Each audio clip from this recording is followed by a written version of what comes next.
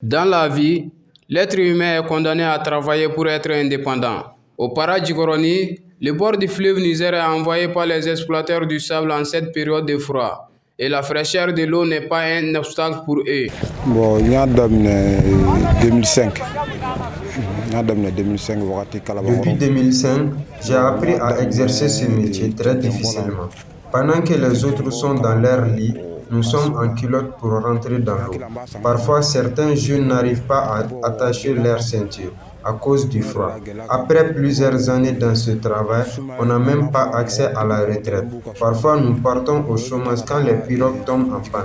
Que les autorités nous viennent en aide pour briser les cailloux qui sont au passage des pirogues pour que nous puissions exploiter les sables de Djikoronie.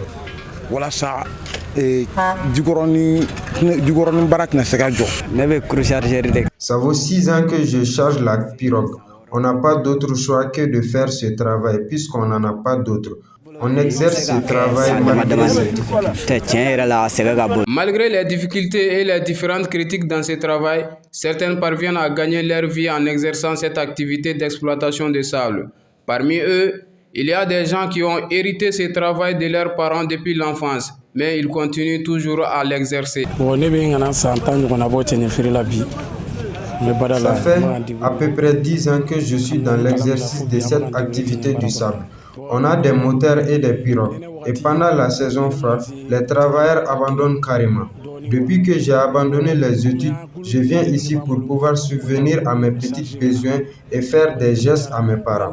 On a encaissé beaucoup de critiques dans ce travail, mais malgré tout, on s'est marié et avoir des enfants avec ça. Le marché est un peu rentable, mais actuellement nous avons beaucoup de camions bennes et pirogues qui sont en panne. Nous travaillons plus avec la pirogue et si on avait beaucoup suffisamment, ça nous arrangerait.